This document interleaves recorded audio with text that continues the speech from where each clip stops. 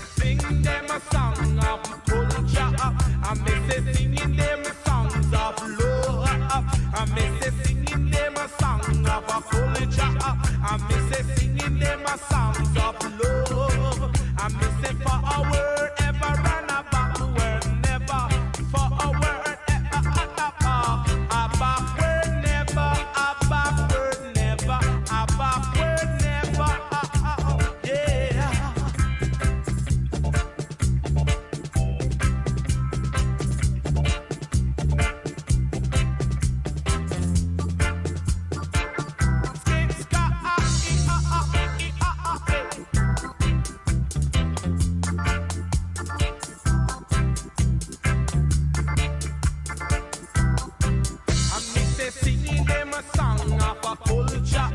And me say singing them a songs of love, singing them a song of a culture. And me say singing them a songs of love. And me say for a word ever and a backward never, for a word ever and a backward never, a backward never, a backward never, never, never, never. Diggy, diggy, diggy, diggy, diggy. Singing them a song of a culture. And me say singing them a songs of love. And me say singing them song of a culture. And me say singing them a songs of love. And me say for a word ever and a backward never, for a word ever and a backward never, a backward never, a backward never.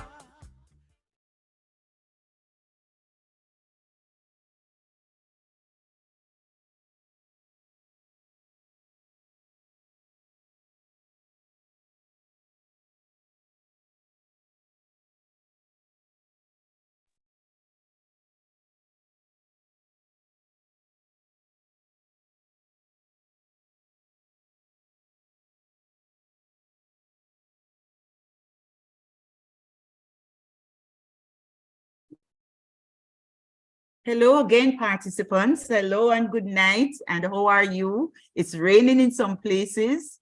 I know I came up in the rain. So a lot of people all over would like to have the rain.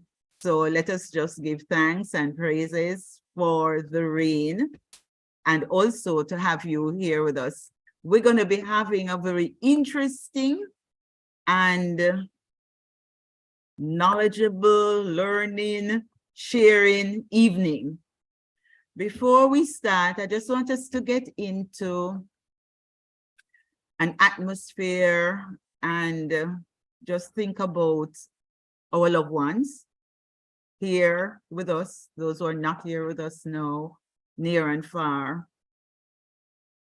We would like tonight, this evening, to acknowledge the passing of our dear brother, friend, confidant, pastor, Bishop Winston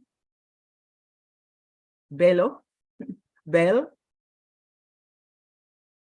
When we think about Winston Bell, we can't but not feel happy that we hear, those who knew him, those who work with him, but just those who hear about him, whether in church, on stage, or wherever it is, to just say, listen, he came into our lives for a reason.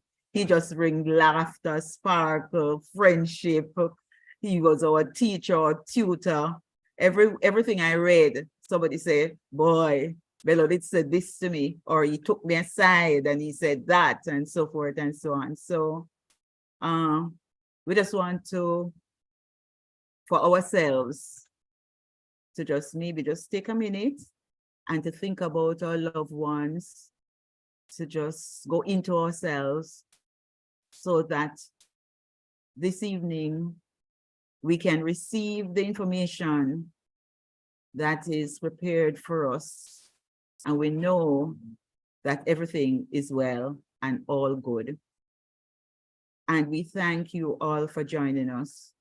We bless you all, panelists, our guests, our friends. We're looking forward for others to join us.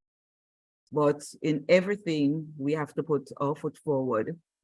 And we are prepared to put our foot forward, and others will catch up.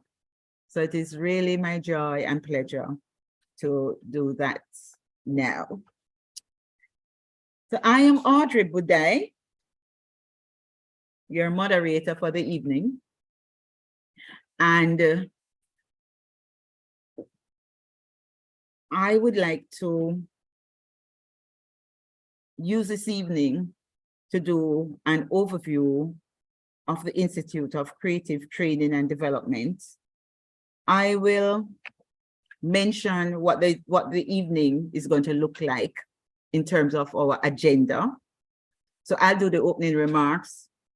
Then I'm going to introduce the chairman of our organization, and he's going to take us through the journey as it relates to the Institute of Creative Training and Development in a creative way, because, oh dear, we are creatives.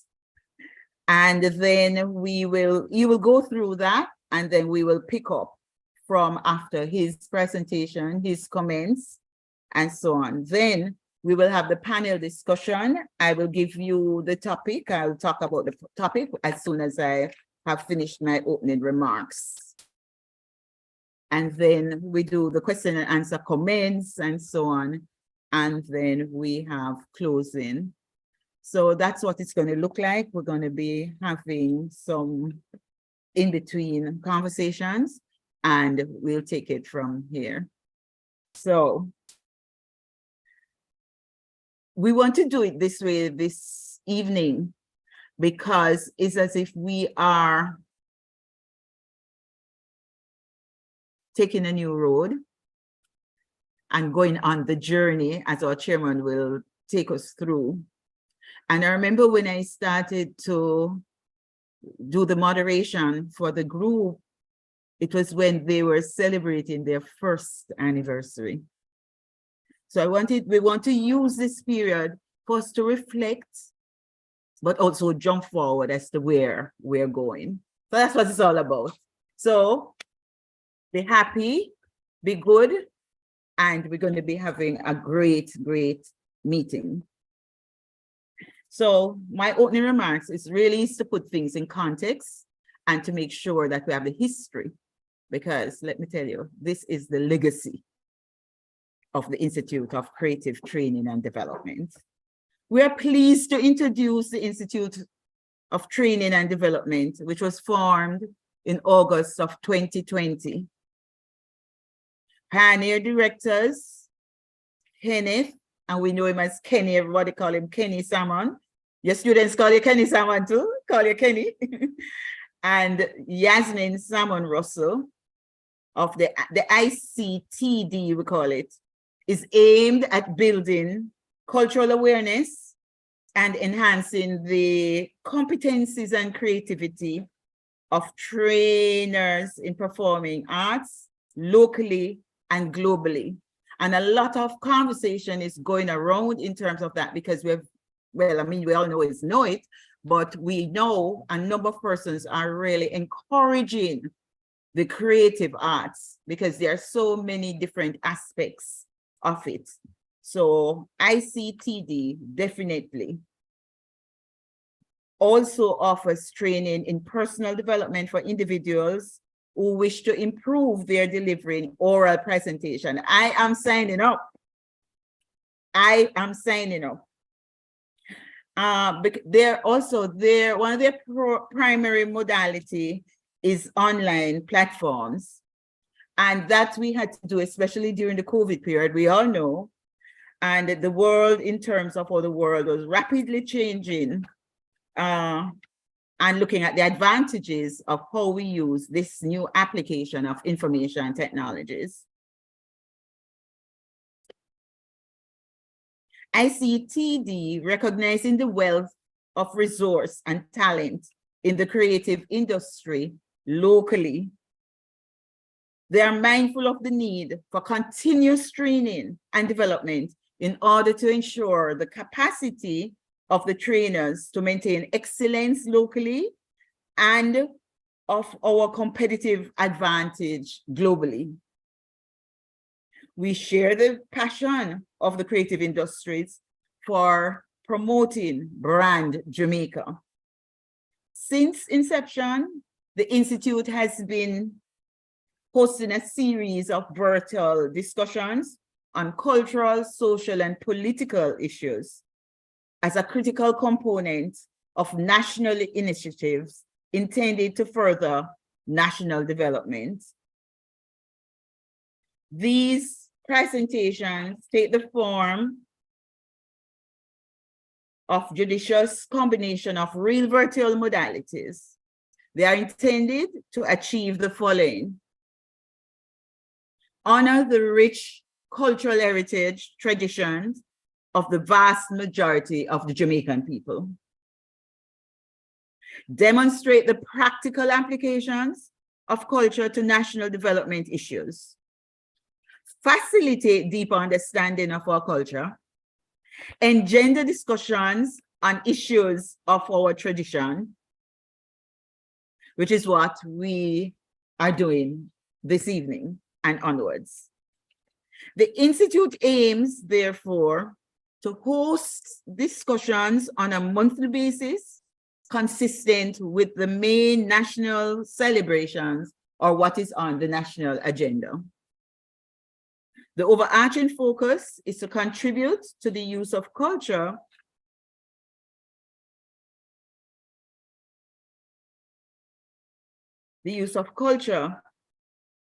to contribute to, as our central basis to the emancipate ourselves from mental slavery.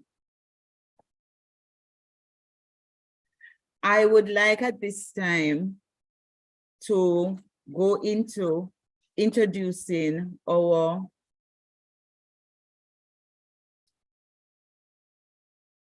leadership and our group.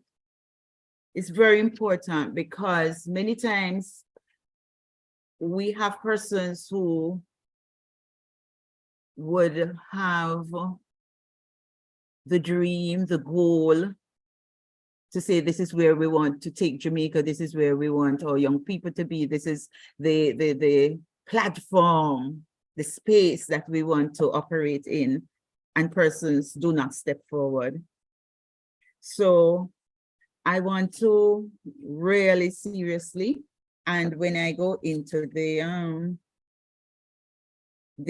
meeting, I will continue in terms of acknowledging our people who took the step forward, and that is how come we have ICTD and we're moving forward. So directors, Chairman Kenny Salmon, who's going to take us through the journey this evening, theater and specialist and lecturer. And sometimes, Kenny, we don't give you the props, but you have it. I've gone to so many places, and when I mentioned that I'm moderating, and so they said, oh, it's Kenny. And I was someplace and they tell me that you and your people were doing skits and presenting situation analysis in nice ways to students all across the corporate area. So, colleagues and friends, just let us give a nod to our dearest chairman, Mr. Kenny Salmon, theater specialist and lecturer. And there's someone who, and I mentioned earlier, those two persons pioneer the group, along with someone else with whom I'll mention shortly, is our public relations specialist, or marketer, our consultant, who many times don't show face up, but is there carrying out the work, shoulder in, pushing up the shoulder, broadening out the shoulder, and holding the team accountable.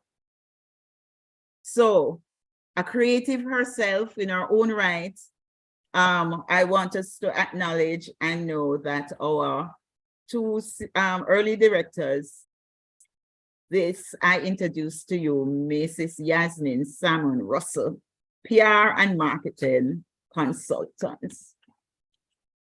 And don't be fooled, we do have a number of other persons who definitely come in and have put their talents to the table. We have dearest Ms. Marcia Extol, former director of JCDC, and we thank you so much. We have Reverend Michael Record, writer and lecturer, and I'm sure you'll hear from Reverend Michael later. And Mr. Glendon Watson is also our events coordinator, event specialist, and there. And let me tell you, there is a young one. Not that the rest of you are not young in heart and minds and movement, but we do have Miss Trishana Russell, Trishana Russell, who is the promotions coordinator and the real techie behind the wheels. And I'm yours truly, Audrey Budai, as I mentioned earlier, that will guide and lead you through the evening and will be your moderator. Thank you. Congratulations to the ICTD team, and I wish you the best. Take a deep breath, because we're going to have a very informative evening. I have introduced the chairman already. So in terms of timing, I'll go through later some more details in between time, as they would say on the radio, in between time. So we will introduce the video first.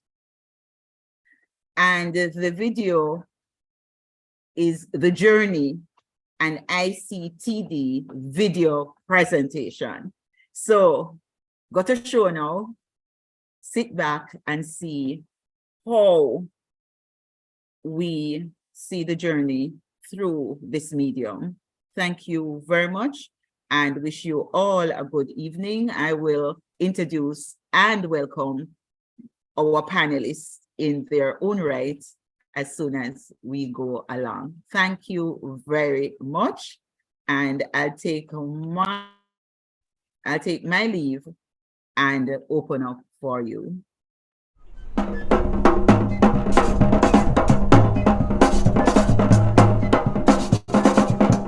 Jonkunu, the oldest existing dance form in Jamaica, originated hundreds of years ago on the island's sugarcane plantations, a manifestation of the creativity of the enslaved Africans of the era.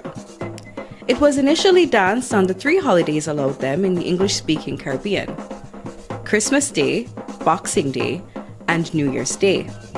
When the lights went up for the first time on the stage of Ward Theatre, Jamaica's oldest existing theatre, on December 18, 1912, theatre in Jamaica was already more than 300 years old. In fact, the Spanish reputedly had a theatre at Sevilla Nueva St. Anne, the first town they established in the island after Columbus landed in the island in 1494. If there is not a causal connection between Jonkunu and traditional theatre, there is certainly a cultural one, as the former contains most of the elements of the latter, especially of musical theatre. Both have characters, costumes, dance, drama, music, and song. Perhaps or bright sunshine like theatre lights stimulates performance. The Jonkunu tradition continued after emancipation, and incorporating European and African elements, it spread to other days of the Christmas and New Year's season and into towns and villages throughout the island.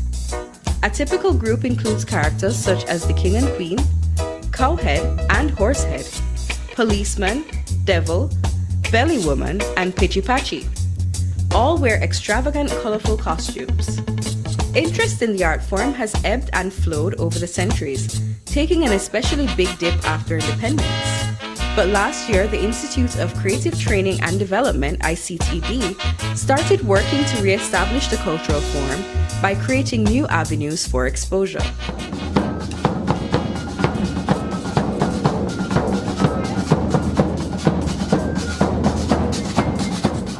In December, the ICTD launched a Jonkunu Road Marching competition at the Louise Bennett Coverley Garden Theatre, Hope Road. It was done in cooperation with 24/7 Productions and with assistance from the Ministry of Culture, Gender, Entertainment and Sports, Chase, the Jamaica Cultural Development Commission, and Clear Sound Production Services. The keynote speaker at the launch was the Minister of the MCGES, Olivia Grange. She called for proposals from persons and groups interested in preserving Jamaican culture and heritage and promised to work with them. This mask parade of dance and revelry was a way for our ancestors to engage their African tradition in the face of the horrors of enslavement. It was an opportunity for the enslaved Africans to carry on the tradition of masquerade, using the dance, costumery, and revelry to mask their resentment and resistance to enslavement. Now, John Canoe became one of the most prolific forms of resistance, which was particularly significant because the white planters were not able to see beyond the revelry. Now, in the post-emancipation era into modern Jamaica, the celebration took on a more festive community affair, as John Canoe bands were to be found all across Jamaica. In planning the Jamaica 60 celebrations, the Prime Minister said to me, he says, I remember the John Canoe days. I want to see a band of John Canoes in the National Stadium. But we are celebrating 60th anniversary through to when we turn 61. And this is an occasion which will see the launch into the next Grand Gala, when we will have a number of John Canoe bands on the field at the Grand Gala. I look forward to working closely with the team as you move forward in ensuring that we preserve this wonderful aspect of our heritage. The ICTD received its biggest sponsorship from the Culture, Health, Arts, Sports, and Education Chase Fund, which provided $1 million to the Institute, honoring its commitment to provide financial support for cultural events highlighting the nation's heritage. The donation went towards the staging of a February 2023 John Canoe Road March through the Constant Spring Road plazas to Halfway Tree and the Mandela Park. There, several groups entertained the audience with stage performances. Not only is John Canoe a delightful part of our culture, ICTD Chairman Kenneth Salmon says, but in every dance in Jamaica you can find a step that came from the John Canoe. Sometimes it's a bit faster, sometimes a bit slower, but it's the same move. We must revive John Canoe. It is too important for us to allow it to die. For the rest of the year, the ICTD has planned a range of activities. They include a symposium in May focused on John Canoe related topics, a series of John Canoe workshops in secondary schools, and performances during the Independence Day celebrations in August. In December, the activities will culminate in a road march and competition.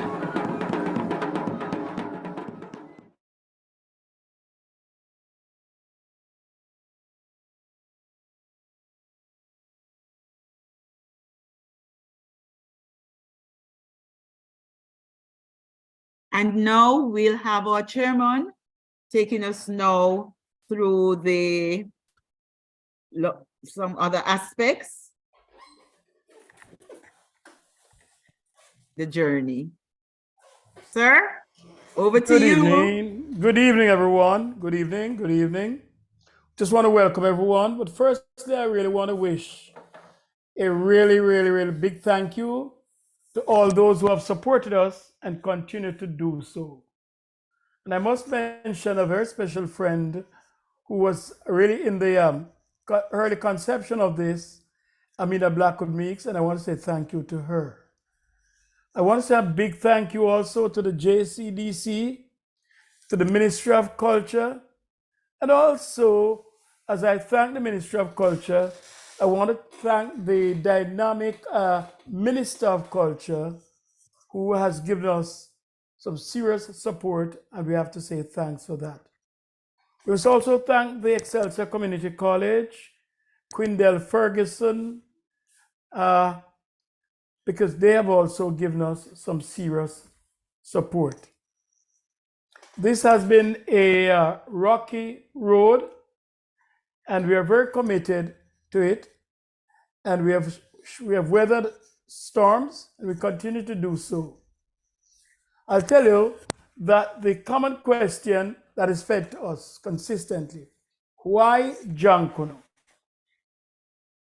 And our response has been very consistent in saying that A, John Canoe represents one of our earliest forms of using culture to deal with resistance and for development.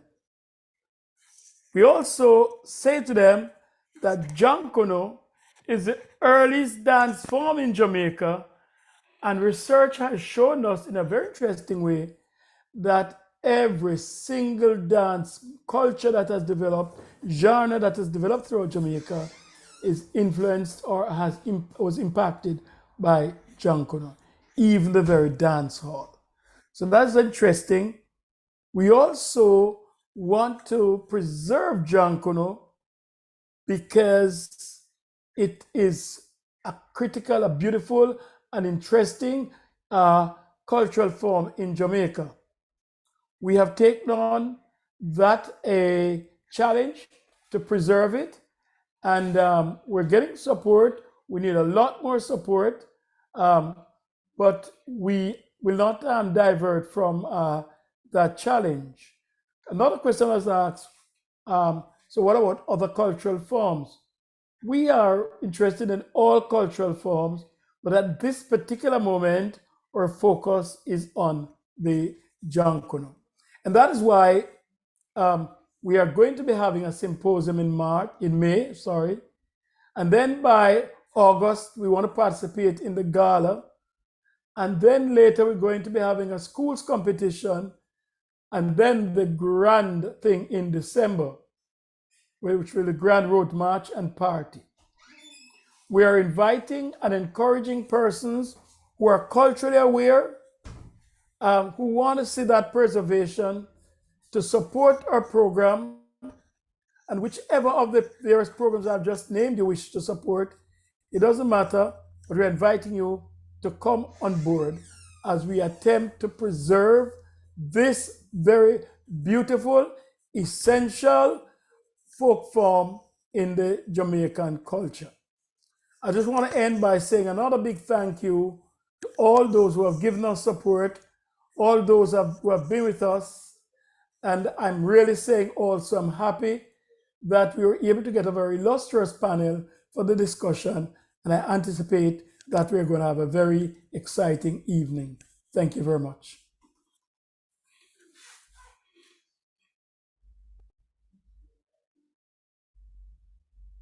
That's you. Thank you, Mr. Chairman, very, very much. I want to associate myself with your overall comments, and especially to Amina Blackwood Meeks, who we have worked with throughout the period of time, someone we really do admire, learn from, and she's making her strides. She's not with the entity right now, but we collaborate and we give our love to all who is and have taken the walk with us. And though she has made such a valuable contribution, and she'll be justly proud that we are continuing the work as we go forward. So you can let her know on my behalf and our behalf. I also want to mention our director, Mr. Errol Russell, as well, and acknowledge his work. And we thank you, Mr. Russell and Miss Russell, who help us with the video presentation. Just very quickly, because we are dying to go into this topic.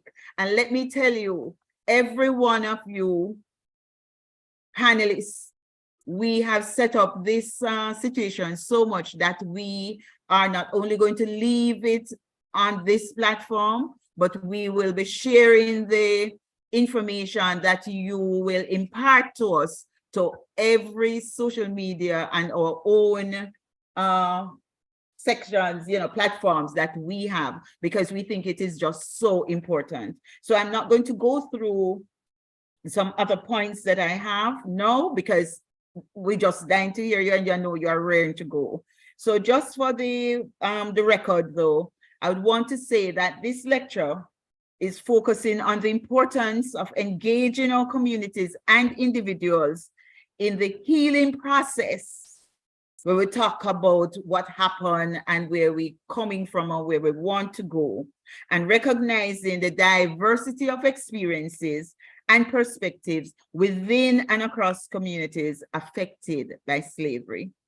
It also highlights the role of cultural practices such as music, dance, and art in promoting healing and resilience. And that is what we're going to talk about, and those are who we are. So it is my pleasure now to ask our first speaker.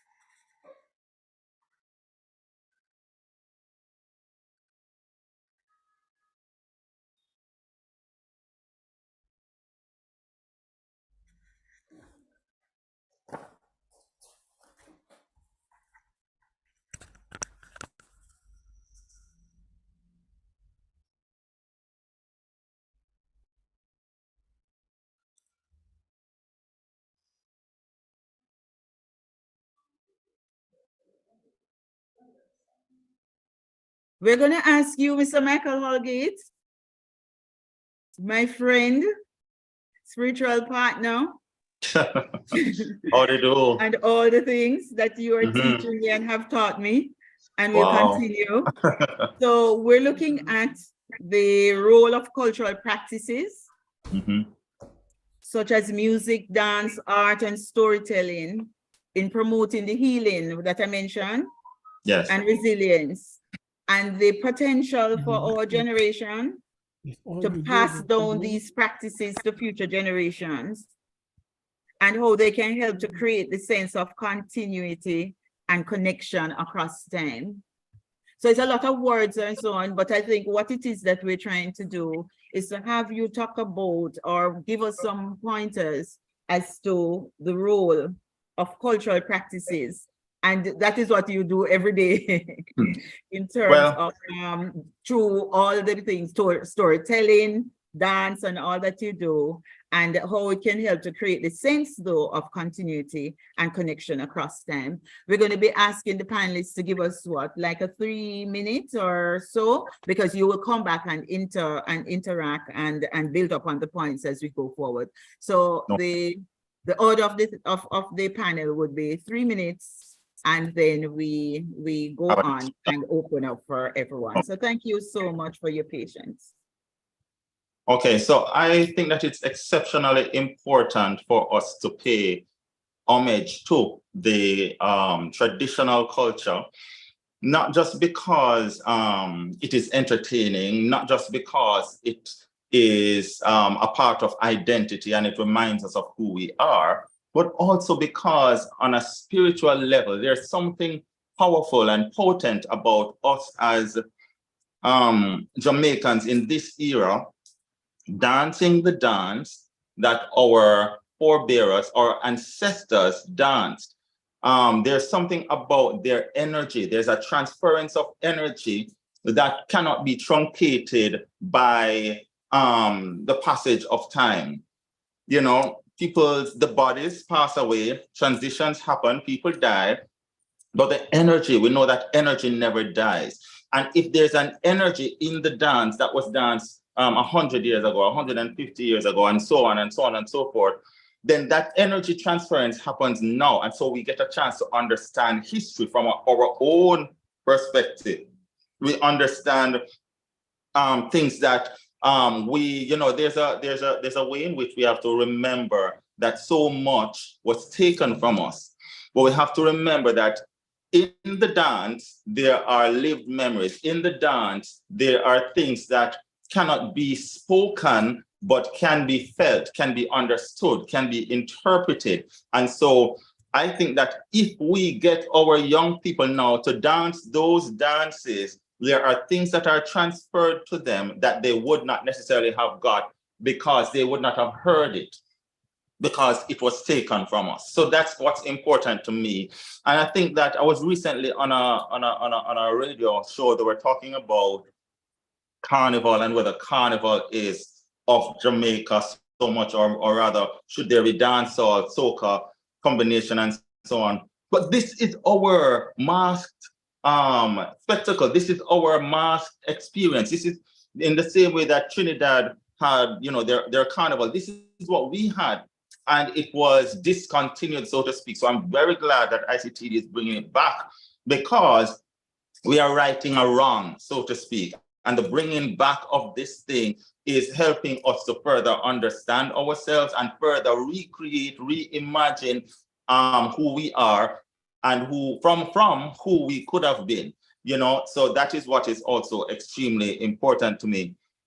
And there's something else about our young people. When our young people are doing, when they're dancing and when they're experiencing the traditional culture, they're learning so many things. They're learning community in a way that community is not taught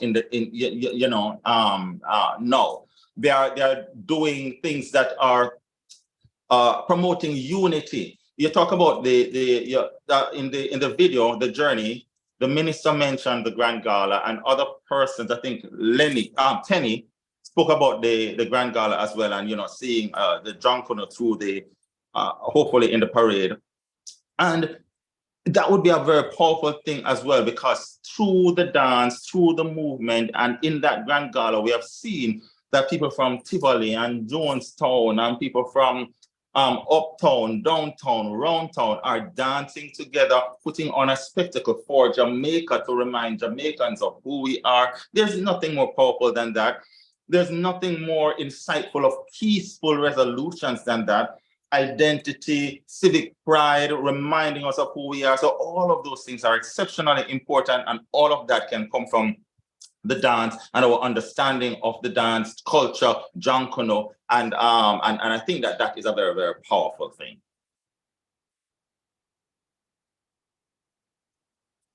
Yes. Thank you very much, sir, because we will get back to some of the points you make, because I like how you bring it in to say, okay, it can help with peaceful resolution, bringing back the communities, bringing back the people who do used to play and laugh and go to the same school and what have you not. But also, most importantly, and I think Ms. Yasmin would love that part, the spiritual, to see the spiritual connection within the overall resilience and what it is that we are dealing with, and or what is it we are recognizing as part of our overall heritage. So we come back to that, and then we'll have the other panelists give theirs, and then we just talk among ourselves in terms of how we see this. Thank you so much. And I like the whole idea of the energy and the continuity. So we will definitely do that. So thank you so much then, sir. As we move along, our second speaker is Dr. Emmanuel.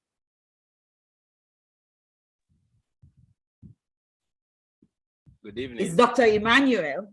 So Dr. Emmanuel, one of the first things we do about resilience and so on is that people do not like when you swallow up your name. Your name is the best thing that you hold on to, or when the name comes from another country or so. The name is very important, nationality and name. So I'm going to ask you, especially since we're going to be taking the video across different medium as we go along, I would ask you to pronounce your name. But for this evening, can you give me permission to just call you Dr. Emmanuel if I can't get the name right? It's all right. The full name is Dr. Emmanuel Nwachukwu. Nwachukwu means child of God. Nwachukwu. Nwachukwu. I'm breaking it down. Normally, you just say it fast. Nwachukwu. Nwachukwu. Yes, meaning child of God. Child of God. Yes. I would like to. I'm going to ask you to see if you could think and look at something for us in the meanwhile, apart from what you also had brought to us. So I'm going to be asking you to look at an area that has to do with, just looking at my my points where I have you to look at the challenges for me, the challenges of balancing, and maybe you were thinking about that, the traditional cultural practices with modernization and globalization, and the need for cultural preservation and adaptation to changing circumstances. So it depends on what you have prepared, see if you can dub into what we're talking about. I think you are on that track already, child of Yes. God. Well, I would like to right away state and be very clear about it that when people travel for tourism and they go to a new place, what they want to see is your culture. They want to see you. They don't want to see what you have borrowed from somewhere else. They don't want to see something alien. They want to see what is really you. So long as I'm concerned, when you look at the culture of Jamaica, there are two very unique cultures in Jamaica, and that is Jonkunu and reggae. Even dance hall is an adulteration of the Jonkunu and the reggae. You know, so and for me, coming from Nigeria, and from my research, I will say I think I can strongly postulate that 70% or more of Jamaicans are from the South Nigeria, Southeast Nigeria, and Southwest Nigeria, which is where the majority of the triangular trade, the triangular evil trade was perpetrated by the Europeans. And when I watched the Jonkunu and I decided to look into it, I identified a number of them, like the Pichi Pachi and Co, that I could identify with. I could identify the steps. The dance steps have altered in over the 400 years in diaspora, but they have not completely changed. There are still linkages. Even the musical instruments, many have changed, but I can still identify and relate them to the originals. And I was able to bring it down that the Jonkunu is actually a combination of about 3 cultures. From the Yorubas, we have the Gelede masquerade culture coming in there. We have the Agemo culture coming in there. And from the Igbos, you have the Agaba culture. Actually, Agaba and Jonkunu mean the same thing. It means traveler, wanderer. And then you go down more south, you come across the Pioru masquerade, the Pioru culture. That's the visiting birds. The birds, the ancestral birds coming to visit. You know, what has been taken out of it is the ritual elements, but the traditional and entertaining elements are still there. I feel that Jonkunu can do a few things that are very vital. One, it can engage our youths positively. I remember I used to be a member of an Agaba team. We formed this Agaba team. During festive occasions, we'll go around and perform. We challenge other Agaba teams to a dance contest, and people throw money at us. We make money. Some of us had enough profits from it to take care of our notebooks, take care of our pocket money in school, and even times buy our uniform. So it was a lucrative thing that kept us busy. As a result, we were permanently rehearsing, trying to prepare for the next one, thinking of how to improve our costumes. It kept us busy as young people, and we did not have time to think about guns and who to go and shoot and who to go and fight with. You know, it can positively engage the youths. That's one. Two, the sustenance and revival of Jonkunu, and if possible, trying to recreate. Incidentally, I must mention, I'm a masquerade builder. I can build from scratch any masquerade available in Nigeria. I have built about 36 of them, normally in their sets and all there. And even while here, I've built one for the Association of Nigerians in Jamaica and the Nigerian High Commission. And now, those masquerades, the originals from which this has evolved, there is possibility by having more interaction with the Jonkunu teams to reintegrate the visual originals, to some extent, although of course every work of art is a masterpiece in its own. And some of what I see among the Jonkunus are very different from what we have back there in Africa. When we look at the one that has a house on the head, I can link it with the Agemo masquerade. I can link it with mainly the Yoruba masquerades of the Yoruba ethnic descent. But when I look at Pichi Pachi, I look at I wish I had some videos or pictures to share so you could see some of these masquerades I'm mentioning. You will see that, like in the Agaba, some of the rituals have been taken out, but not all Agabas are ritualistic. Some are purely entertaining masquerades and they have no rituals attached to it. I am of the opinion that the rituals being taken out is a good thing. We're not looking at the rituals. We are looking at the art, the beauty of the art, and how this can be packaged for tourism, for tourist attraction. Jonkunu carnivals should actually be encouraged and should become more elaborate, because if I'm flying into Jamaica, that's what I want to see. You hear of Jonkunu, you hear of reggae, and when you come into Jamaica, you expect to see that, because that is what is making you pay all that money, fly that distance, and come here to see something. You haven't come here to see people dressed in jeans or t-shirts. If you want to see that, go to America.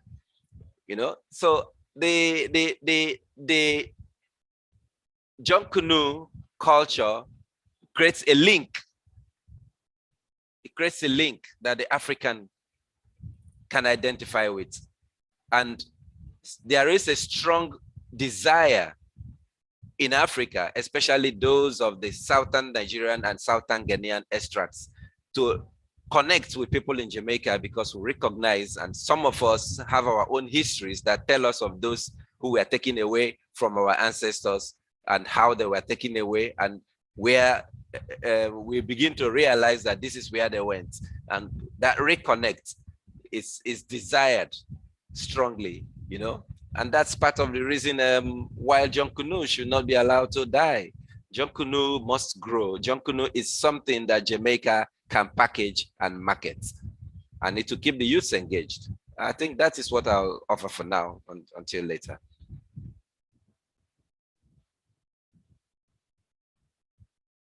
Awesome, awesome, awesome.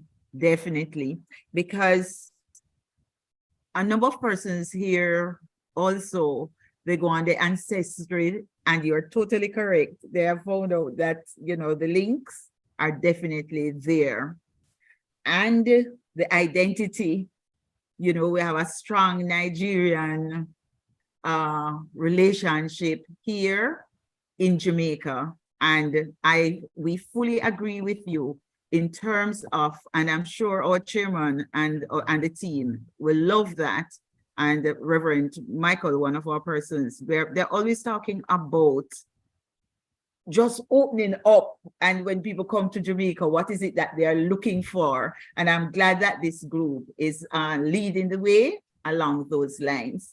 So we will come back to you in the opening, because we want to just get all the panelists to speak, and we will give the background of each person so we can know where they're coming from. So I'll just jump in right now. Thank you so much, dear Dr. Emmanuel, and we look forward to hearing more interaction based on your presentation and the whole thing about our Southern Nigeria. I'll tell you something off the line about my family and I right now in terms of the Nigerian culture.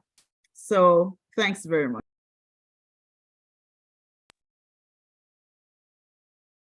It is now my pleasure to introduce Dr. Maria Smith. And Dr. Maria Smith, I tell you, every time we're having a discussion, Dr. Maria, your name has been coming up so many times that we said that definitely when we're doing this presentation, we definitely had to have you. So I will give your background and a proper introduction when you're finished speaking, so I can just have everybody knowing who has just spoken and why they speak from the perspective that they speak.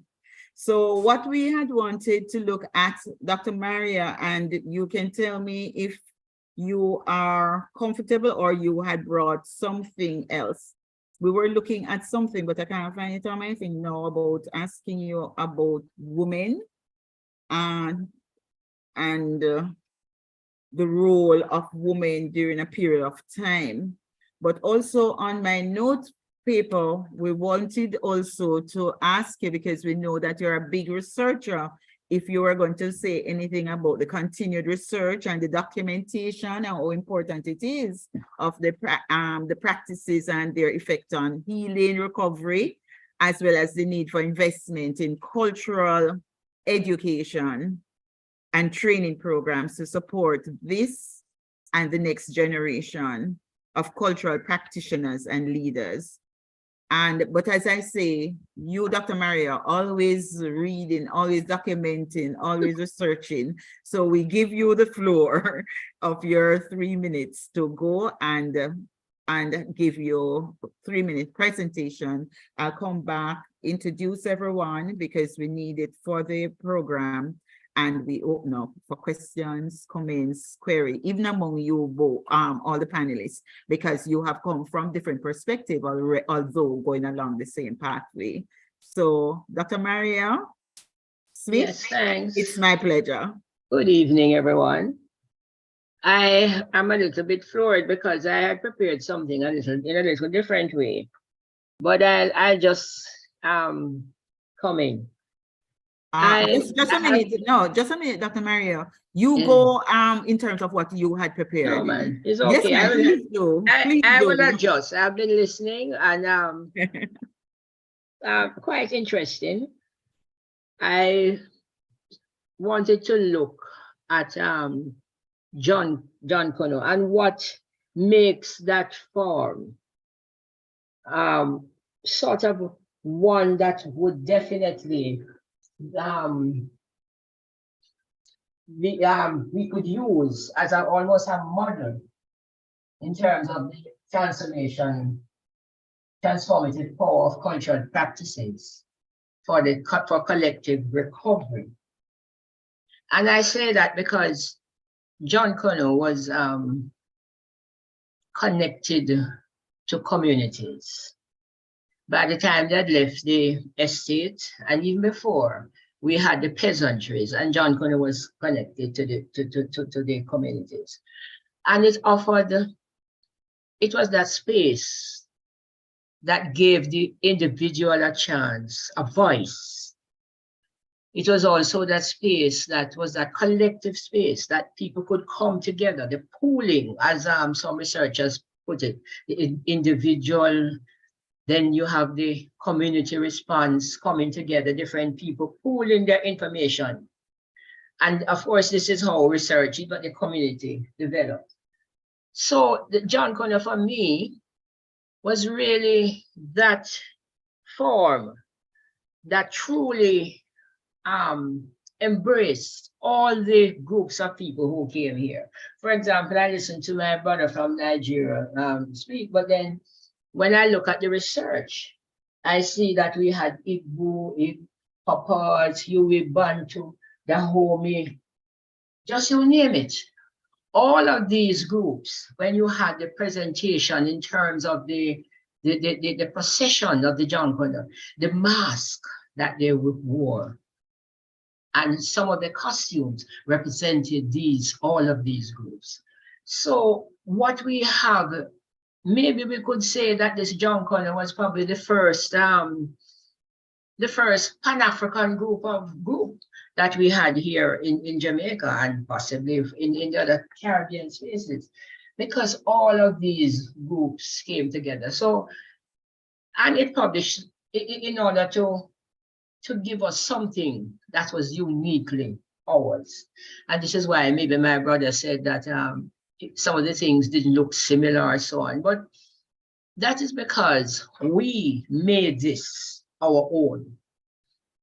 Of course, we kept the spirituality. And where I probably would want to say that I would encourage my brother is not to say let us drop the spirituality, because it is that spirituality that gives meaning to those costumes that they wear and the dances and so on.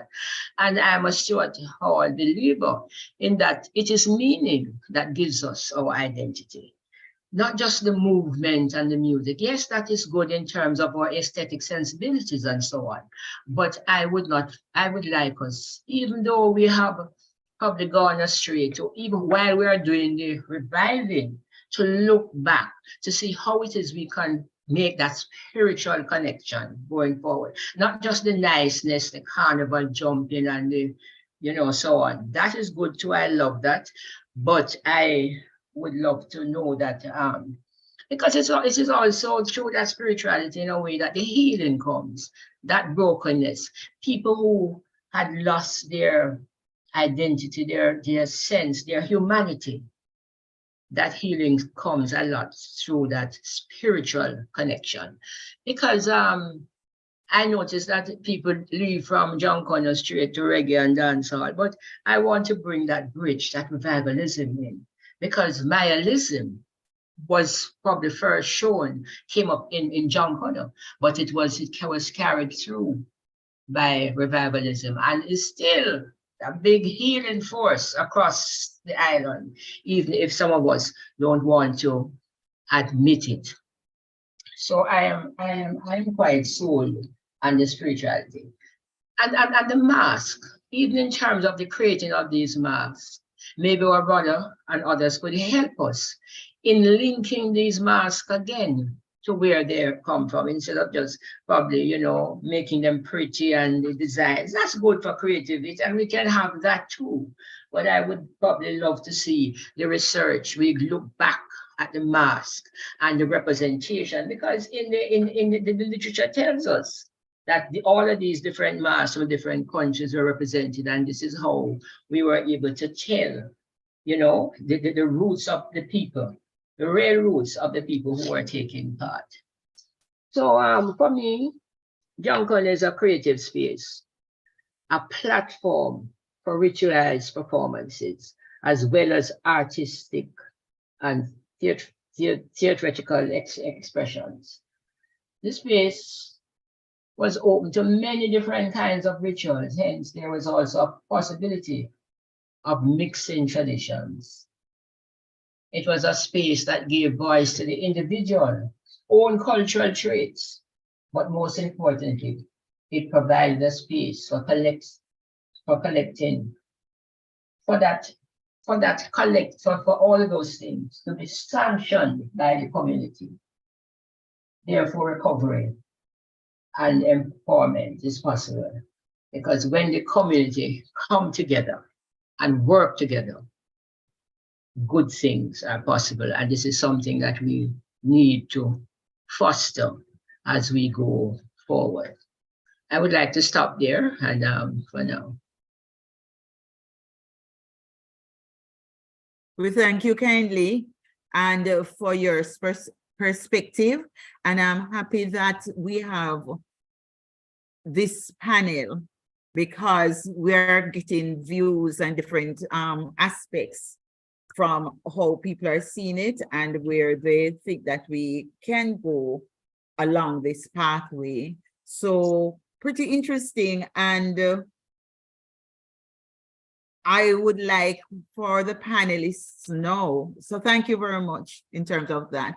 So I'd like for the panelists to know, can we talk to each other about the importance of preserving and celebrating our heritage through cultural practices while promoting economic development and sustainability, especially people are talking about tourism and so. And you also mentioned a part, Dr. Emmanuel did, and certainly Holgate, because this is what he does. So we see that sort of interconnection, and to look to see how we see that importance of persevering and celebrating the heritage, because in terms of what you just said. And the second part to that conversation, and I can always re-bring it up for you, is the potential for cultural practices to promote the social and political change. And the role of the cultural movements, and some of you mentioned it, for activism in addressing the ongoing legacies of slavery and colonialism in developing nations. So it's really very heavy and powerful, but it's need to start, we need to start digging into, we need to start drilling down and out in terms of these matters, because definitely, yes, we have the heritage, yes, we have all of that, but how are we now going to be promoting the social and political change in carrying us along the way and carrying us further for this generation and the next? I think that I think I can tap into both areas that you mentioned. First, to say the biggest tours that I have been on with the Ashe company have been folk tours all across the world, and the people are interested.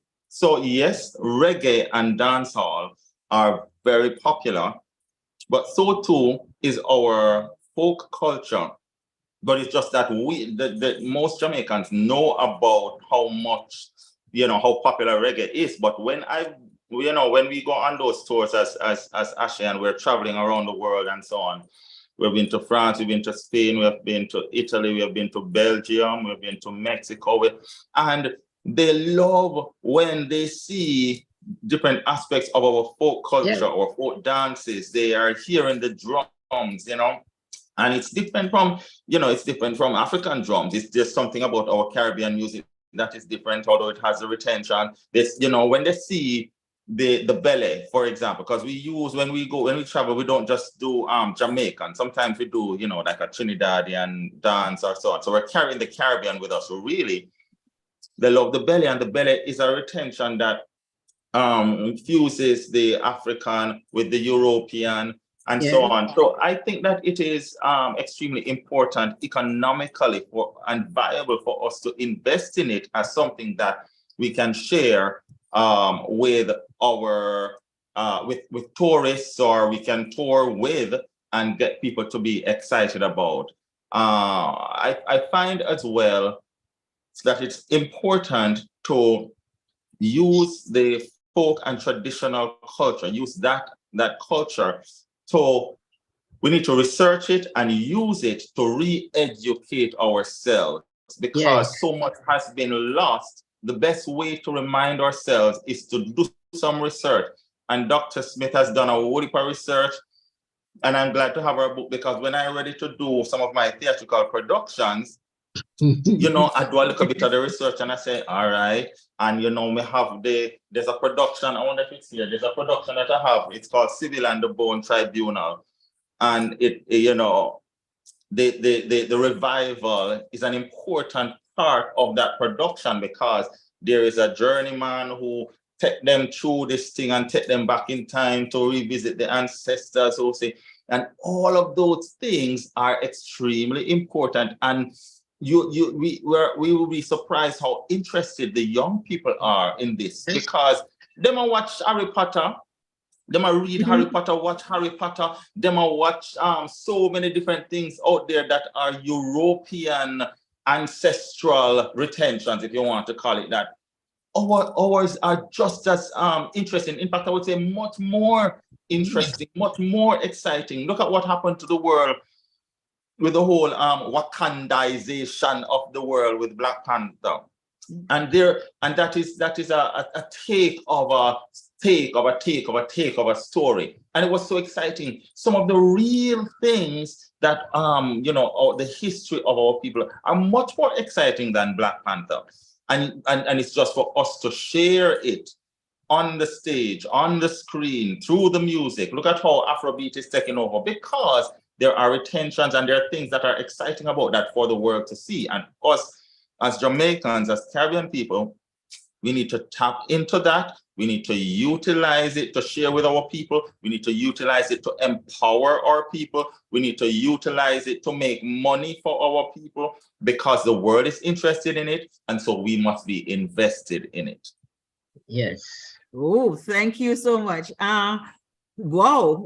I'm going to come back to that because a question came up about how we're going to recenter the cultural practices to link to some other things, social issues. But I see Kenny, our chairman, Kenny Salmon, I see a hand up. We're going to ask Sir Kenny if he could speak now, and then we can come back to you, Dr. Emmanuel and Dr. Maria. Hi, Michael. Yes, sir. Yes, sir. Yeah. Thanks for that that talk, you see, and you're probably going to be the person who can assist me.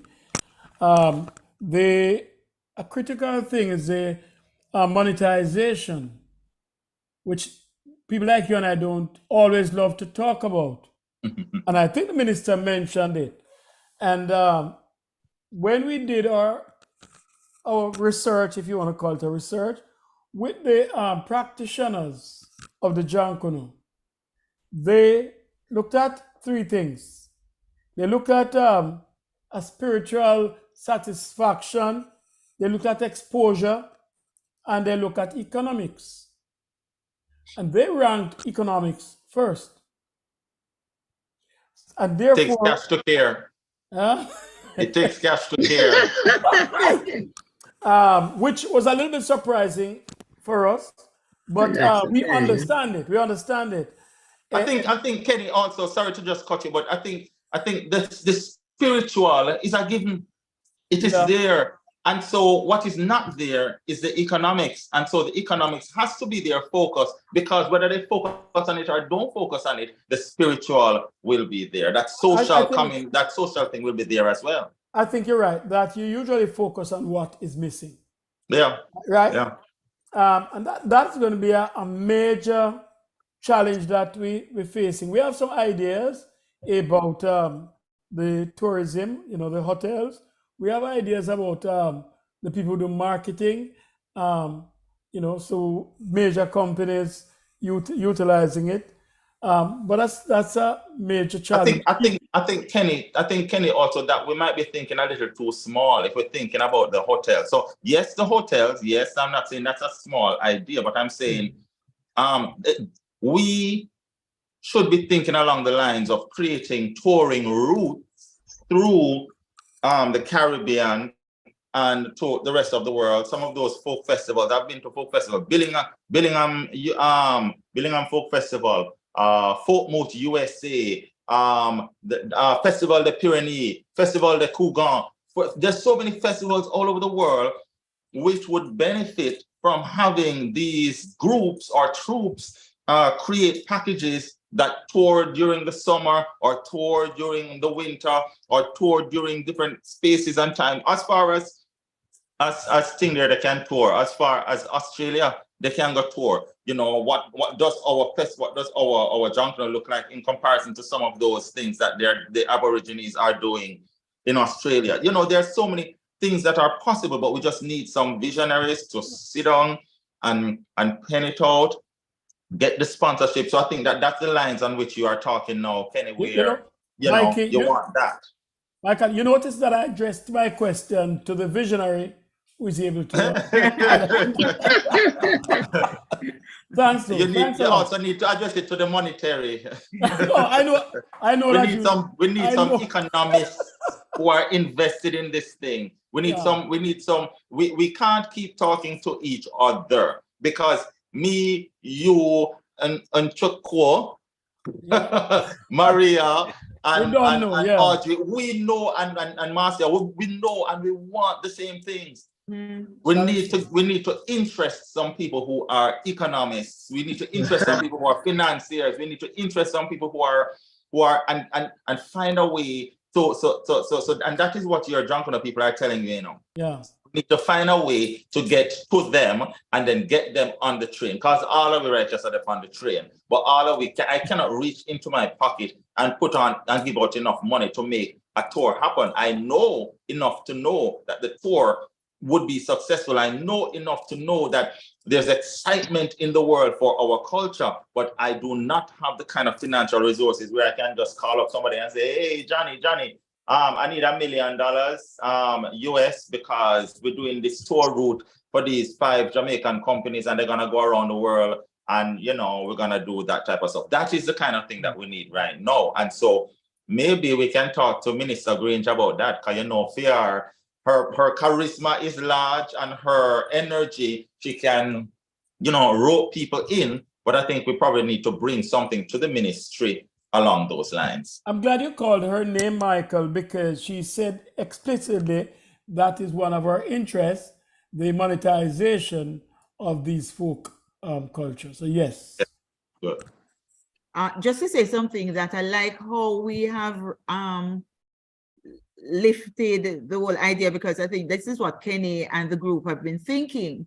So what we were doing is to build on the local groupings to, get them back interest and so forth. So we'll talk about that some more. Someone had you'd wanted to say. May I just jump in? Just to say one. Sorry, please excuse me. I'm excited. Please, I just want to say though that when there is an end outcome that is clear, people take a journey easier. When people know that there is an event that is happening, we know it in theater as well. If you just have a performing arts company and they're there doing classes, they will be bored and sometimes they will like it and so on. But let them know that in 3 months' time there is a show. Them take every class, they don't complain, they will stay till 3 o'clock in the morning. If you ask them to, they will go hungry just to make sure that they are ready to do that show. Yes. And in the same way, if our Junction of people know that there is a show, there is a tour, there is an event, we'll get so many bands that we won't know what to do with it. So I think that that's important as well. I want to come in here a bit though. I know that, and I understand exactly what you are saying in terms of we have to get money. There must be a way of financing these groups. You can't, as Michael put it and said before, take cash to care. But something that I noticed though is that we also have to work in terms of valorizing the folk, getting the people to understand what it's about and what it means to them, because that is part of what is affecting us in the boardroom. That the people who we go to for the sponsorship don't really know about these things. They don't mean anything to them because they were not taught. And even now at this point, UNESCO is coming in with this program of twinning education and culture so that the culture can be taught in schools from as early as basic coming up, because unless we get it into the people's minds, the important, some of us were lucky. I think Kenny, all of us, we were lucky. Yeah. But it's not so for the bulk of the people. And I tell you this, another thing I want to say is that once the people understand what these traditions mean, they are interested and they would want to come on board. And I say it because I did an interview once with Ian Boyne, rest his soul, on revivalism. And Kenny, anywhere I walk around the island now, I saw it. People come to me and said, you made me feel good. You made me understand my grandmother. And it's almost as if they began to add value to that thing that was taken for granted. So I want to push the two ends. Okay, back over to you again, madam. Right. So I just want to hear what you have to say now, Dr. Emmanuel. Okay. In the conversation. Yes, I would like to respond to or react to what Michael said and what Maria has added to it. Michael has a very strong point. There is a need for finance. There is a need for it to be packaged. And Maria has opened up an angle, which I think you have to, how do you convince the people that are going to finance it that it's of value and they need to finance it? And I think with that brings us to the issue of propaganda. We need to have propaganda. Is not necessarily negative. Propaganda can be positive or negative. It depends on what you propagate. So there is a need for documentaries, shots, television jingles, you know, and radio jingles on some of these histories, you know, to push it, to push the idea, to try to get the people to familiarize themselves with an idea. For instance, if you want people to stop throwing trash on the road, you prepare a jingle against throwing of trash on the road and a disadvantage, and you're playing this jingle on radio, TV, and co. In time, they will begin to understand why they shouldn't do it. So there is a need for some kind of documentary to go along with the promotion of the concept of such valuable cultures like the Jonkunu that we shouldn't lose.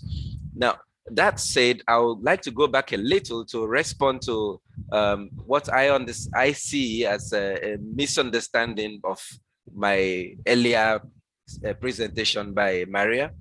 I am not talking about spirituality when I spoke. I talked about rituals. Okay. There is a whole lot of difference between spirituality and rituals. The rituals of Africa, I will not want us to hold on to it or attempt to bring it up because it involves voodoo. It involves sacrifice, sometimes human sacrifice. Some of those masquerades are invoked before they come out. There is a masquerade in my village. When I was selected to play it, I avoided my village for 11 years to escape that masquerade because I will be kept in a shrine and invoked into the body of the masquerade. It's called the Agomo masquerade. It's made up of brooms. No human being can wear it. It performs at midnight and it's a cleansing spirit. I've seen the people who wore it before me, so I never attempted to do it because one went mad and one was never normal again. You know, so I don't encourage that the real culture should be brought, but spirituality is, you know, make it look real, make it look nice, sell that culture, but don't actually bring the demons and the spirits associated with it along, because then it becomes something else. So that's what I was trying to communicate, coming from my background and having seen these terrible things with my own eyes. At least I wouldn't want blood sacrifices. And then you also mentioned that it appears to be the first Pan-African, how do you put it? Shall I say, melting pot of the cultures of Africa. I would like to differ a bit on that, because if you look at the history of the triangular trade, whereas the Arabians, the Arabs, were busy raiding East Africa and shipping them out towards Arabia and China, the triangular trade that brought Africans to Jamaica strictly got East slaves from West Africa. I hear people saying Kenya was brought here, but Kenya is on the east end of Africa, on the other side, not on the Atlantic Ocean at all. It's more to the, which other ocean is there? Indian Ocean or so, Red Sea, you know. So you will find that there are many cultures, yes. It's a melting pot of cultures, but mostly of West Africa. Because in Nigeria alone, we have 537 ethnic, 73 ethnic nationalities.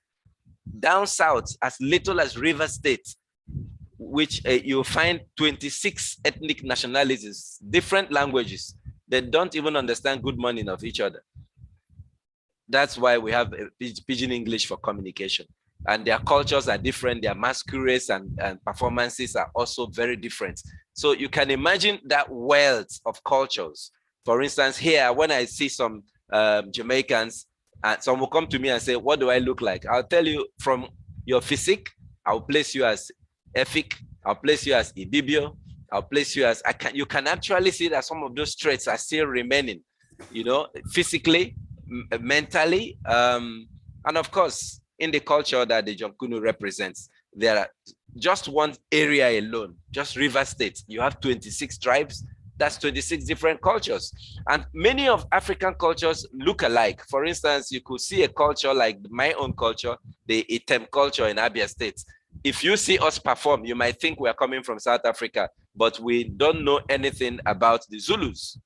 And the culture is not exactly the same, you know, when you really want to go into the details.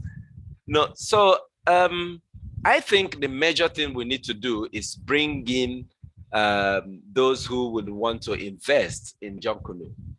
We need to convince them that there is a need to package and market Jonkunu. And if there is money involved, then there will be a desire for higher participation. It is that money angle of it. I told you about how we had a dancing group. What made us keep that dancing group going? Was it money we were making out of it? When we performed, we got money. So we prepared for a better performance. We spend some of that money and make better costumes. And each Agaba group is preparing to contest with others, you know. So people come out to see our contest, and we go from compound to compound, house to house, performing just like Christmas carols. And we come back home, and then we sit down and count our take for the day. The next day, we are up early, preparing to take off again. If there is no profit, then there will be no effort. If we want Jonkunu to die, then we should not invest in it. But when we begin to invest in it and make it a festivity, make it something that there should be, I'm even thinking on the level of a national carnival. And then Michael has of course recognized that there is a need to even have a government Jonkunu troupe that can go on tours. Jonkunu, the government can say, okay, we are going to back up this Jonkunu group, or we are going to back up that Jonkunu group and send them on a tour. They are ambassadors of the nation. They are ambassadors of the culture. It will be wonderful to have such a thing happening. But first, like Maria has observed, we need to convince the people who are going to make it happen that it is for the benefit of the Jamaican people, and it is something rich that needs to be encouraged. I'll stop there for now. Yeah, Madam Moderator, may I? Right, but the discussion is really so interesting and riveting. But just a quick minute, Sir Chair. Michael Record, one of our persons, have been saying that fascinating intellectual from you, Dr. Emmanuel, that can identify so many African retentions in Jonkunu, which has lasted over hundreds of years.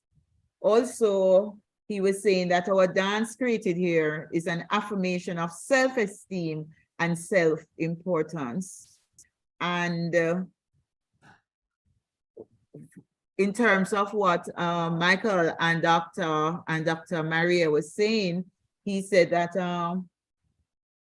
most insightful points made, information, feeling, and history transmitted through dance, in terms of one of the points that you made, Michael. So the discussion really has brought up a number of areas that we can look at and that people are linking with. And this is from Michael Record, who is on the anchoring the chat over at YouTube. Another thing before you, and it came up just a while ago in terms of just the response that I got from you, where somebody was saying, how can we recenter our cultural practices to help us to work through crime and loss of values and attitudes? And somebody keep me to the time as well, because I need to know how we can wrap up soon. So that is one, but let us go back to you, Sir Kenny. Thank you, Madam.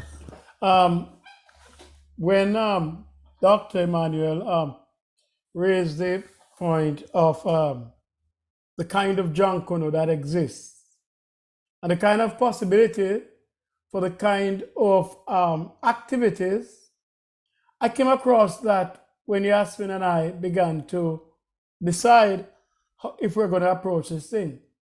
One of the things we said that we're looking at the Jamaican Jonkunu. And I want to make that clear, that yes, I did find that. I did find Jonkunu that had rituals that we would want to think of. I did find that. But we're looking at as practiced in Jamaica. So that's one point. The second point I want to make is I'm happy that Maria and Michael have started our discussion that we're going to be having in our next meeting as to the symposium that is going to happen in May. Because the main purpose of that symposium will be it's a public education symposium. So both to educate the average and normal persons about it, but also to educate those persons, Michael, who we are going to be looking forward for support about it. So we're going to be inviting cultural agents, we're going to be inviting managers and directors. We're going to have a broad cross-section of persons we're going to be inviting to that symposium. So you have started that discussion for us. And I agree, Maria, you hinted at it, and I agree with you that the product, and I think Michael did speak to it, that before we even talk about marketing, we have to make sure that the product is of great quality. And that's the reason why we have inserted workshops into our plan of activities. Glendon, welcome. You have been working hard, and we hope that you'll be continuing with us and helping us to achieve our goals. Thank you very much, madam.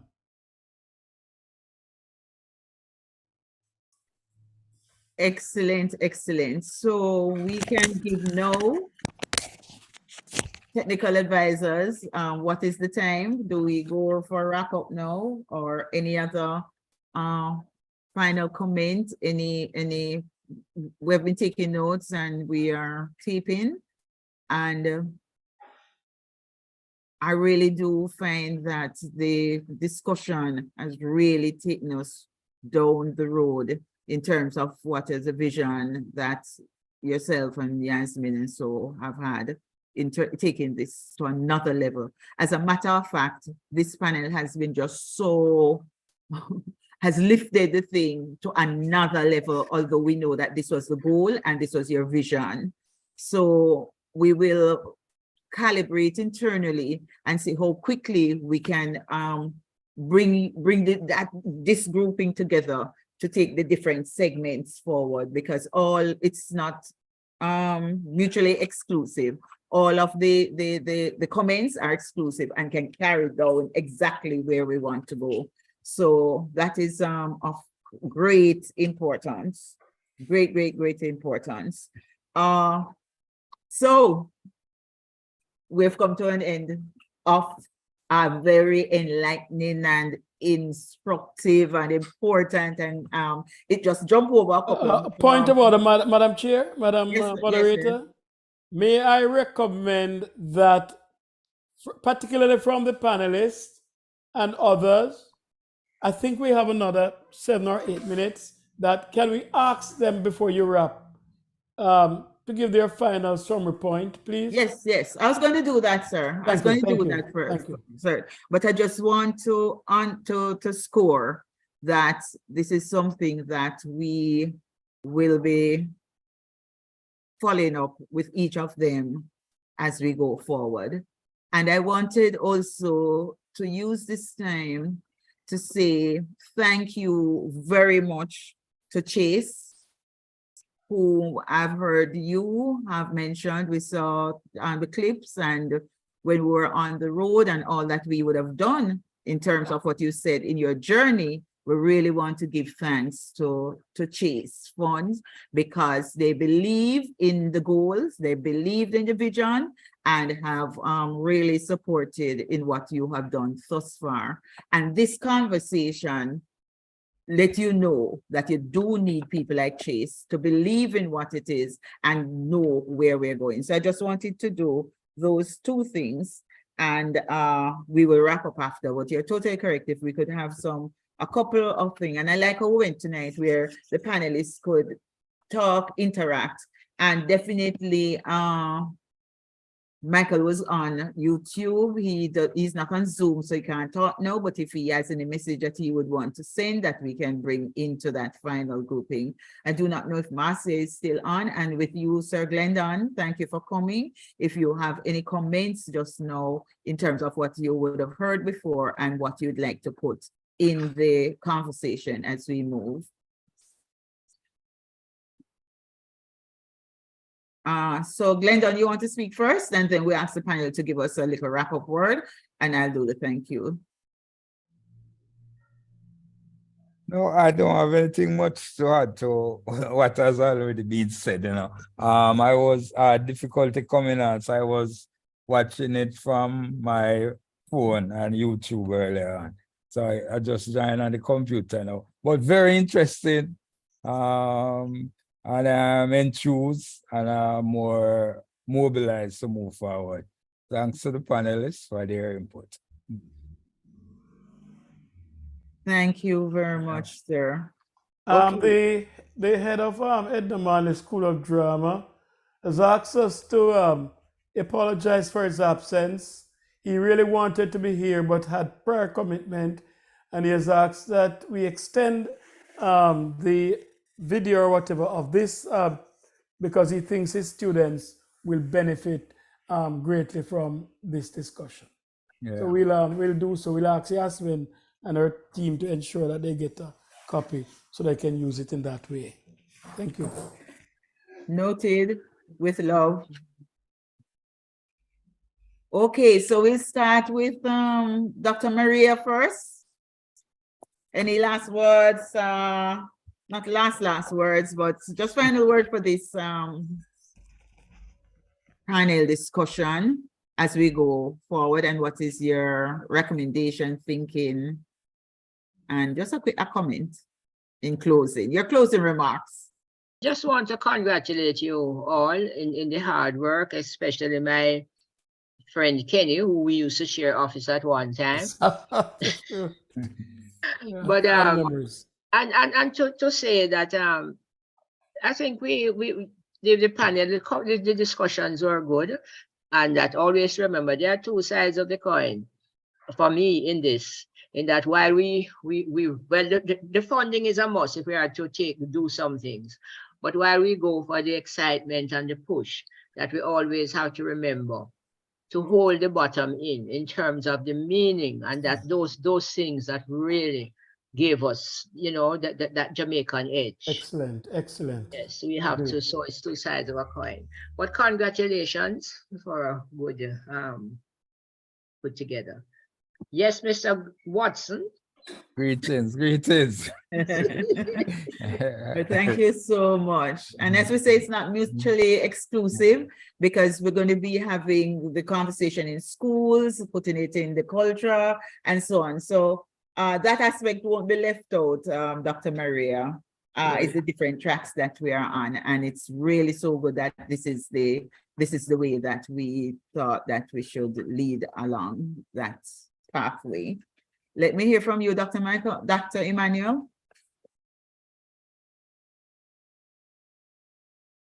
Well, it has been a wonderful experience being here and listening to the great ideas from Dr. Maria Smith and Michael. I totally agree with their points of view. If there's no money, there's not likely to be some success. You have your car. You're not going to drive a car without buying gas. You need to buy gas to drive the car. So there is a need for the promotion of the idea to those that are likely to push it. But most importantly, like Kenny has observed, and Michael also did observe, I think Maria also observed, the quality. The quality is very important. But then for the quality to be improved upon, if you want to make better costumes, if you want them to have longer rehearsals and come out with a better presentation, there has to be something in it for them. They are not going to do that as a hobby. They have to do that as a profession, as an artistic engagement from which they hope to take something back home to feed. But John Kuno is one thing I know that is a major tourist attraction that, if properly packaged, can actually take Jamaica abroad the way reggae has done and create a challenge. I remember when Bob Marley came to Nigeria, we nearly killed ourselves just trying to be there. We have a reggae club in every university in Nigeria. I was a member of the reggae club, and I know how far we went. And we didn't understand what it's all about. And that was why I was desperate to get to Nigeria. Incidentally, I was also supervised by Dr. Carol Dawes, formerly of Edna Manley. That was my supervisor at my first degree. And she was already retired and all that. So I was so close to Mama that I said, I must see your country in my lifetime. That's why I'm here. And Jankunu is something I cannot look at the cultural thing beyond what I can read from books and get in research, but you can feel it. You understand it. So I will go with the guidance of elders in the arts here, like Kenny, who happens to be my big brother right now, where I walk, you know. And then, but what I can bring to the table is the Nigerian version of the different tribes, from the Ibibios to the Efiks to the Igbos to the Ogonis to the Ikweres, to the different tribes that you can think of, and even the Ghanaian version, because I've had quite good interaction with them. And then we can see how we can polish up, you know, some of what was dropped accidentally and not what was dropped intentionally. And then perhaps improve even in the spirituality, so it looks so spiritual, but we mustn't let it get ritualistic. And then we'll have something really great. I look forward to being of use. We have kept some simple rituals here, you know. We keep it simple. Just a little white rum. No, that's not yet a ritual. By the time you invoke the gods and do those, it's quite crazy. Okay. Crazy. Some of them are so scary. You know, May I Gelede hear that looks from like a Michael woman now? dancing May I hear is from actually Michael ritual. now? May I hear from Michael now? Thank you. Holgate, are you still on? Yeah, I'm still on. Can you hear me? I Yes. walked up to another event, but I just wanted to say that I'm hoping that Kenny can convince the minister and a good number of people, not just to contribute money, but what I would love to see is that next year Carnival time, there is a Jankono band included in Carnival, included in that march, included in all of the festivities, reminding people that we do have our own mass. Exactly. And so we should invest in our own mass and let it be a part of the uptown mass and support. Fantastic. And that is the only way that you're gonna get our street culture involved, because Jankono is from our people, and that is what eventually became the street culture. But also, so I would love for Kenny to convince whoever the powers that be to get that done next year, Carnival time. And also, I think when I was a young man, what I used to do is, when I was actually at the start, what we did was we went, whenever there was a production that we're gonna do or a dance we're gonna do, we go learn Kumina. We go certain places and we learn it, and then we performed it, and then we were traveling the world with it and so on. Our young people need to be put in spaces where they are learning the things for a reason, so that they too can benefit not just from it monetarily or when it is monetized, but also the sense of self and identity and everything that comes along with it. They can benefit from it, but you can't just tell them to go learn Jankono. You have to make them see where it's going to lead, and it can lead very far. We can talk about that later. Thank you very much for having me on. Thank you, Kenny. Thank you, Audrey. Thank everybody. I just want to thank you so much. It has been a pleasure. Thanks. Okay. And Maria, thanks for the gift of that beautiful book that you wrote. Bless you. Okay. So good, great. So I just want all of us, we know each other individually and socially and otherwise, but definitely Dr. Maria Robinson Smith is seen as a cultural consultant and was formerly performing arts coordinator at JCDC, at the Jamaica Cultural Development Commission. You see how many of you have passed through the hands of JCDC? It's and a the program manager of Jamaica National Commission for UNESCO. Maria has taught at the University of the West Indies, the Edna Manley College of the Visual Art and Performing Arts, and the Michael University College. Her book, and that is why we know, and Michael said, want your book, another book. You have it. Revivalism, every time we look at it and come up with something, which is representing an Afro-Jamaican identity, explore the role of the revival iconography and building a culture of shared understanding among revivalists and by extension, African Jamaicans. So we want people to know who we have among us And this is going to be our platform going forward. Thank you, Dr. Maria Robinson Smith. My pleasure. Dr. Emmanuel, Child of God, is a highly experienced Nigerian senior lecturer in performing arts, currently teaching at Excelsior Community University College, Jamaica. He's a pioneer of the Nigerian film industry and a respected theater practitioner in Nigeria and West Africa. Dr. Dr. Emmanuel holds several academic qualifications, including the Bachelor of Arts degree, Master's degree in Performing Arts, and a doctorate degree in Production Design. He has authored several academic publications and holds various membership in professional organizations. We thank you, Dr. Emmanuel, Child of God. We had also on the panel, Michael Holgate, who is writing for his doctorate as we speak. I start calling Dr. Holgate already. Yes. Is head of the Philip Sherlock Center for Creative Arts and the Artistic Creative Director of the Ashe Performing Arts Company with over 15 years of experience in the field. Dr. Holgate is heavily invested in the development of a post-colonial Caribbean aesthetic in the arts and work to unearth, research, develop, produce, present, and curate Caribbean culture to make it mainstream. Mr. Holgate is respected by leaders and partners in various sectors for their ability to lead projects and create socially conscious cultural products rooted in cultural justice.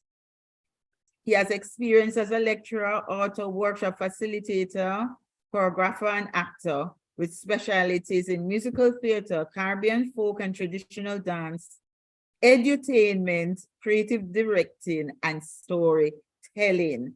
We thank you, Mr. Michael Holgate, for participating. We introduced our chairman earlier, and at the next sitting, I will go through his long work and all that he has done. And he and Miss Yasmin Salmon Russell is our gold keeper and our gold visionaries as we go forward, along with all the others whom I mentioned earlier. We would want to say, and I think it is Obama and the other people who would love to say it, yes, we can. And just listening to the conversation this evening, technical team, Trisha, Yasmin, Russell, I think we can definitely justly say, yes, we must.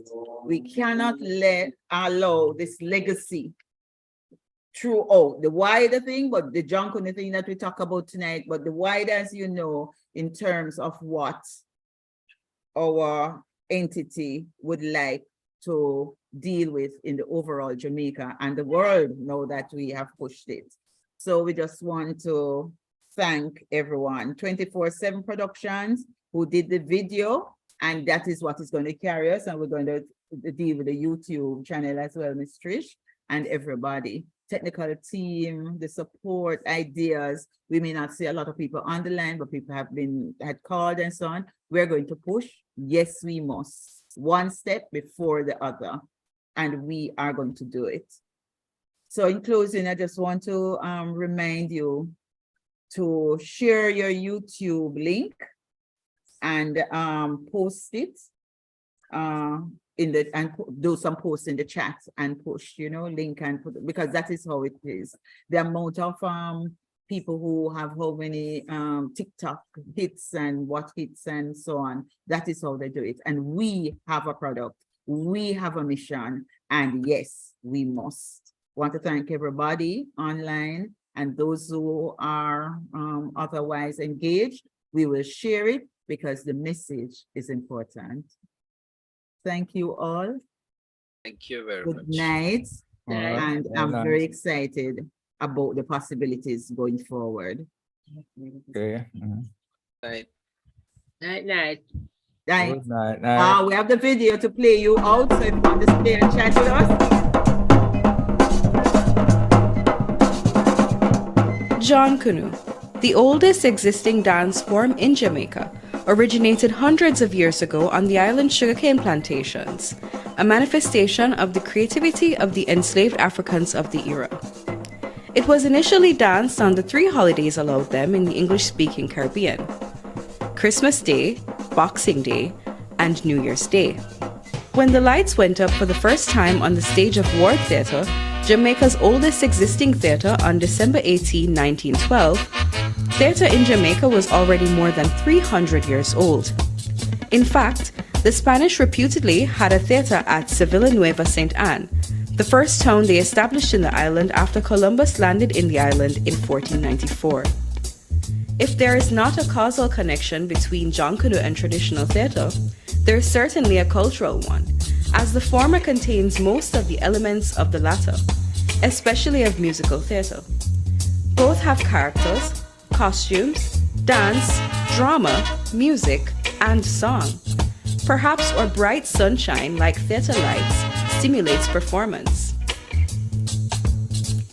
The John Canoe tradition continued after emancipation, and incorporating European and African elements, it spread to other days of the Christmas and New Year's season and into towns and villages throughout the island.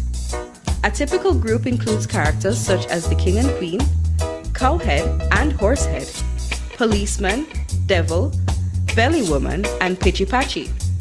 All wear extravagant, colorful costumes. Interest in the art form has ebbed and flowed over the centuries, taking an especially big dip after independence. But last year, the Institute of Creative Training and Development, ICTD, started working to re-establish the cultural form by creating new avenues for exposure.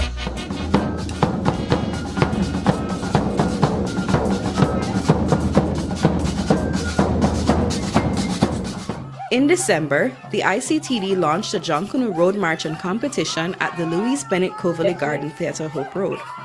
It was done in cooperation with 24/7 Productions and with assistance from the Ministry of Culture, Gender, Entertainment and Sports, Chase, the Jamaica Cultural Development Commission, and Clear Sound Production Services. The keynote speaker at the launch was the Minister of the MCGES, Olivia Grange.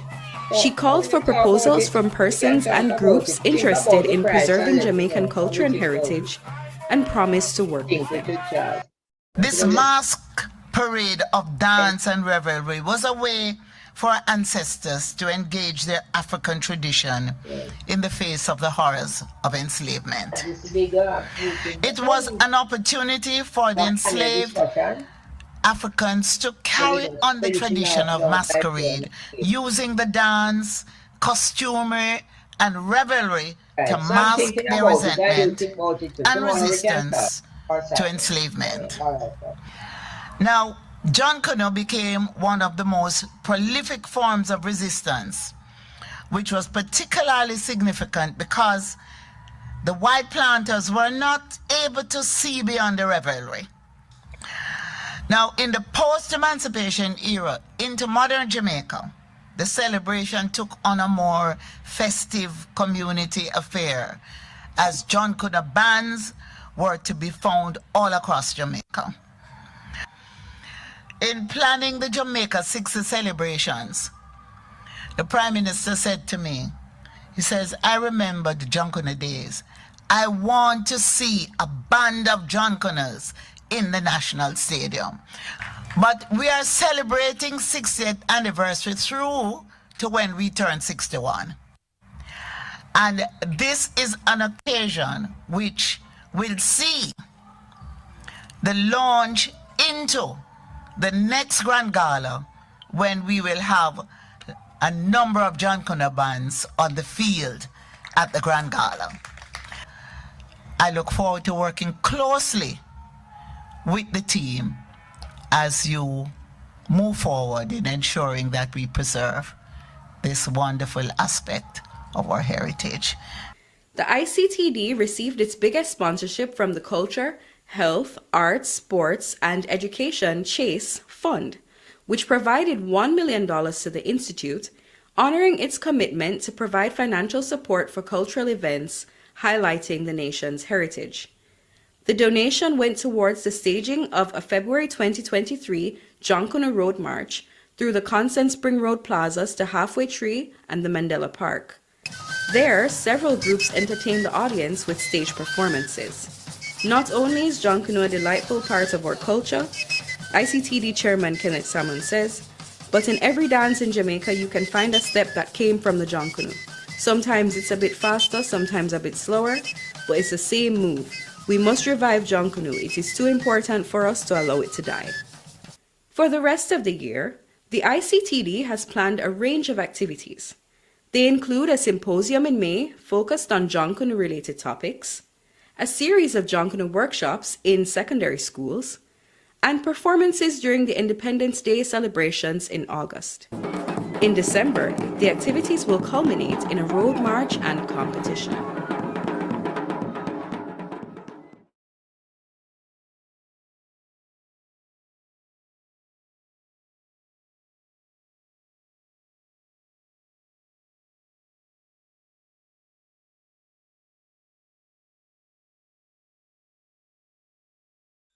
Glendon. Glendon, Yeah. you still have the costume that you say you found in a Halfway Tree? Yeah, man. You don't know what character it was?